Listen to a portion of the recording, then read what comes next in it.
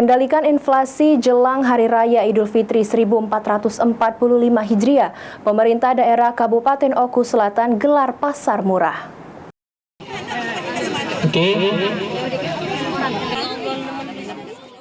Puluhan masyarakat di Kabupaten Oku Selatan kunjungi pasar murah yang diselenggarakan oleh pemerintah daerah Kabupaten Oku Selatan bersama tim pengendalian inflasi daerah di pasar tradisional Sakas Lambung.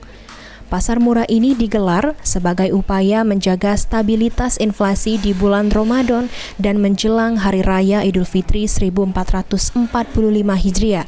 Sejumlah paket sembako dengan isi berbeda-beda disediakan, seperti beras, minyak, dan telur yang dibagi menjadi terdapat 3 jenis paket yang mana harganya berbeda-beda dengan harga lebih murah daripada harga pasaran karena ada subsidi oleh pemerintah sebesar 40% dalam setiap paket.